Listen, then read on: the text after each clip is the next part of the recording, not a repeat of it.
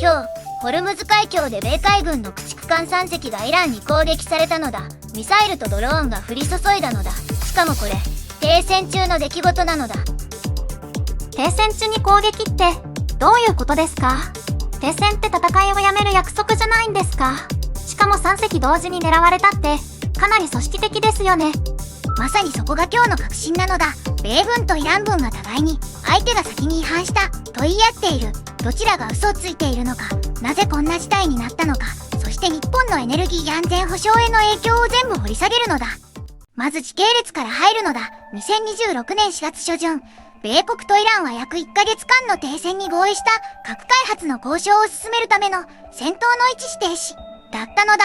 じゃあ停戦って合意してたのに、その期間中に駆逐艦3隻が攻撃を受けたということですか？実質的に停戦が崩れたってことじゃないですか？そこが問題の本質なのだ。米軍はイランが停戦を破った、だから代償として反撃したと主張している。一方でイランは米軍の駆逐艦3隻がホルムズ海峡を通ってイランの海上封鎖に加担しようとした。これが先に停戦違反だ。だからこちらも正当防衛で攻撃したと反論しているのだ。どちらが先か、野水かけ論ですね。でも実際に攻撃を受けた米軍の駆逐艦は無事だったんですか？フランス24の報道によると、3隻に被害はなかったのだ。トランプはトゥルースソーシャルに、米軍が小型艦艇、ミサイル、ドローンを完全に破壊した駆逐艦は成功裏にホルムズを通過したと書いたのだ。でもその後に、イランが停戦に違反しなければ、こうはならなかったと続けているのだ。ちょっとわかりやすい例えで考えてみるのだ。停戦中に隣の国の領海に軍艦を送り込む行為は、喧嘩をやめると約束した次の日に相手の庭先に車を乗り付けるようなものなのだ。信号機は道路を走っただけだ。vs 庭先に来たのは挑発だという水かけ論になるのだ。なるほど。じゃあトランプは今も停戦が続いてると言ってるんですか？攻撃を受けたのに。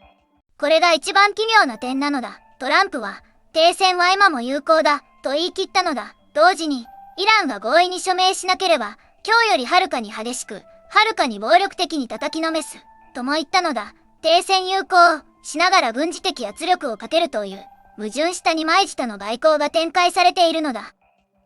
それって交渉戦略として意図的なんですか？それとも単に矛盾してるんですか？停戦と言いながら圧力をかけるという状態が交渉を有利に進めるための計算に見えるんですが。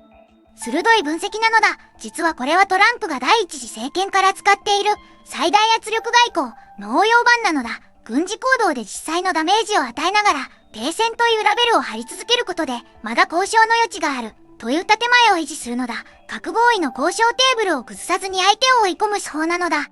一方でイラン側の立場も理解しないといけないのだ。イランの国連大使はホルムズ海峡の唯一の解決策は米国の海上封鎖を終わらせることだと明言したのだ。つまりイランにとって米軍の封鎖そのものが停戦違反なのだ。この正義の定義が食い違っている状態が最も危険なのだ。さらに国際政治の話をするのだ。安保理では新たな決議案が出ているが、ロシアが米国とイスラエルの軍事冒険を完全に無視した偏った文書だと猛反発して拒否権を発動する構えを見せているのだ。つまり国連による解決も詰まっているのだ。ここまでをまとめると、停戦中に駆逐艦3隻が攻撃を受けたけど、米国は停戦は続いていると言いながら反撃もして、国連での解決もロシアの拒否権で詰まっているということですね。ここからが日本に直接関係する話なのだ。ホルムズ海峡は日本が輸入する原油の約 90% が通過する海の生命線なのだ。この海峡が封鎖されると、日本の石油備蓄は法律上90日分が義務付けられているのだが、実際に民間在庫まで含めると実質70日を切るという試算もあるのだ。90% が通過する海峡が封鎖されたら実質70日でそこを作って、それって単純計算2ヶ月ちょっとですよね。防衛や安全保障の話だけじゃなくて、普通の家庭の暖房や料理が止まるレベルの話ですか？そういうことなのだ。まず電気代、ガス代が跳ね上がる。原油が高騰すれば電力会社の燃料費調整額が上がり、一般家庭の電気代は月2000円から5000円の追加負担になるのだ。プラスチック原料から肥料まで石油由来のものは全て値上がりするのだ。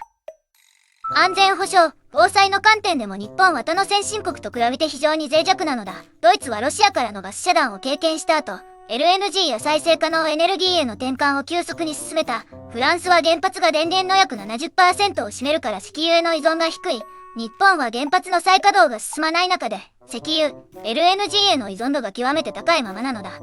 先輩、でも逆の見方もできませんか？今回の攻撃で米軍の駆逐艦は無事だった。イランも本気で全面戦争したいわけじゃない。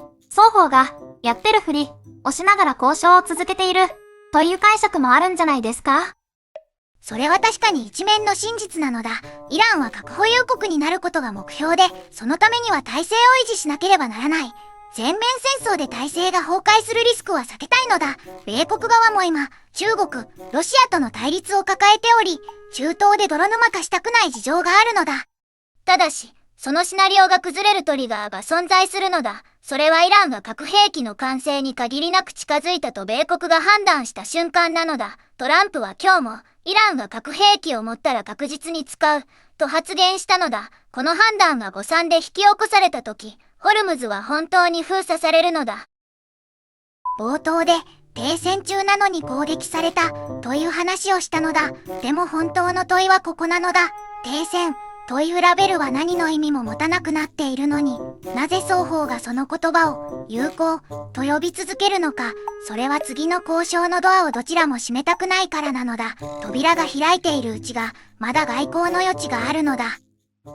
今後3ヶ月のシナリオを提示するのだ。楽観シナリオ、イランが核開発の凍結で合意し、ホルムズ通貨が正常化する。原油価格は1ヶ月以内に15ドル下落する。悲観シナリオ、交渉が決裂し、イランがホルムズを実質封鎖。日本は備蓄70日で緊急モードに入り、電気代、ガス代が夏の段階から月3000、6000円の追加負担になるのだ。僕の個人的な見立てを言うのだ。今日の攻撃は、お互いにプレッシャーをかけながら合意に向けて動いている、プロセスの一部だと思うのだ。